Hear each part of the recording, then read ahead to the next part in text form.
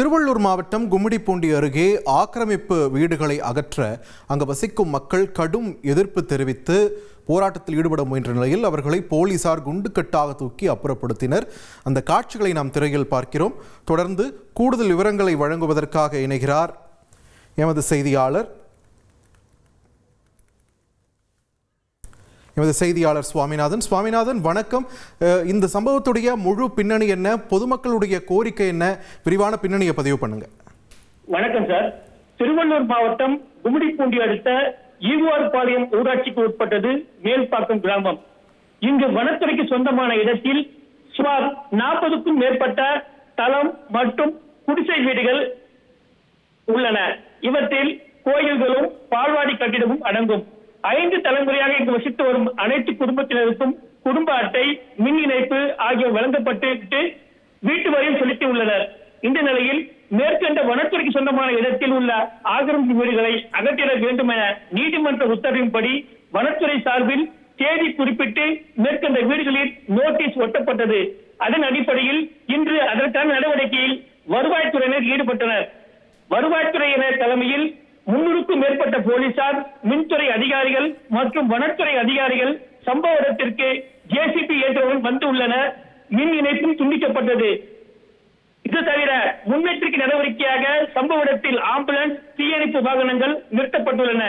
இந்த நிலையில் நிலத்தினை வசிப்பவர்களுக்கு சொந்தமாக்கிட வேண்டும் அல்லது 1 மாத கால அவகாசம் கேட்டும் அப்பகுதியில் வசித்து வந்த கிராம மக்கள் ஒன்று கூடி வழக்கறிஞர்கள் மூலமாகவும் உள்ளூர் அரசியல் பிரமுகர் மூலமாகவும் கோரிக்கை வைத்தனர். ஆனால் அதை போலீசார் ஏற்கவில்லை.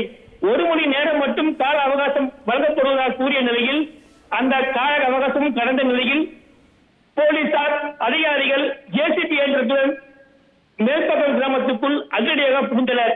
அப்போது தடுத்து நிறுத்திய பெண்கள், மாணவர்கள், அரசியல் கட்சி பிரமுகர்கள் என அனைவரையும் குண்டுக்கட்டாக போலீசார் கைது செய்து பேருந்துகளில் ஏற்றினர்.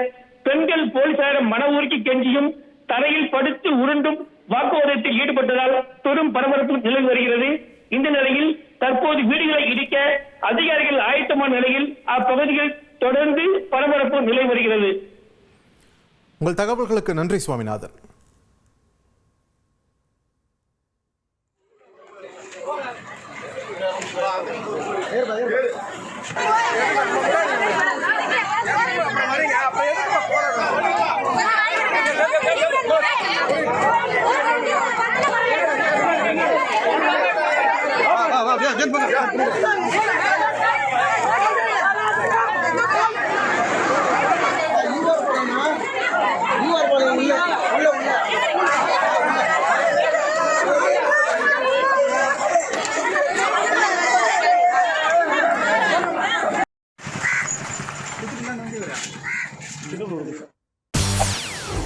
செய்திகளை உடனுக்குடன் தெரிந்து கொள்ள உடனே சப்ஸ்கிரைப் பண்ணுங்க.